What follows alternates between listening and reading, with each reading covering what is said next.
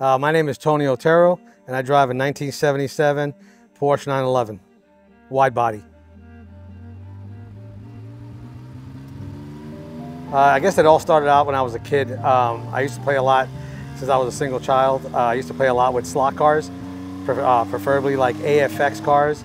And I remember getting in the kit. When I built the track, I had these cars, and two of them were Porsche 911s. They were both the same number, it was just different colors. And ever since then, and I still have those cars today, over 50 years.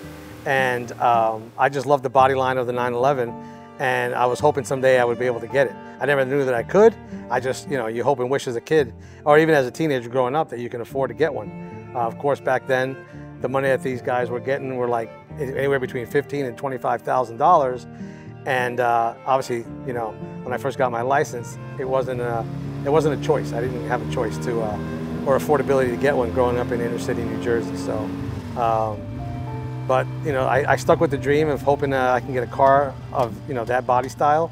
Fast forward, 30, 40 years, I came across a situation where I was able to afford one at a decent price. It looked nothing like what it looks like now, but yeah. That's where I kind of got started with the 911s.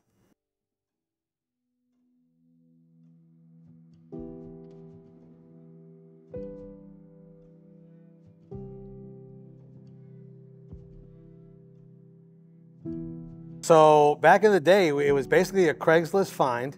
I don't know if they still have Craigslist nowadays, but Craigslist marketplace. And I found the car. I was only searching in states that had dry weather.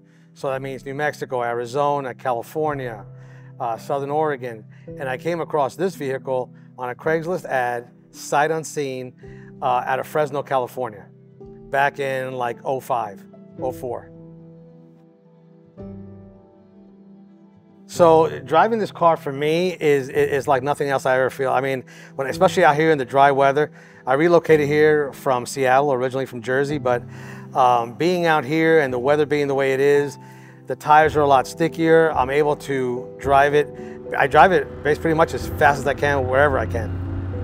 I tell these guys, I've met a lot of wonderful people here in Tampa, you guys included, and it's like I go on these rallies with all these newer 911s, and I cannot keep up with them to save my life. They blow by me like I'm standing still.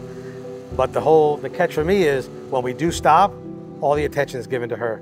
And I tell these guys, if it wasn't for her, those guys wouldn't be here. So, I may be the great grandpa, but she's well loved and well liked out here in the community, and I'm just really humble and grateful for it.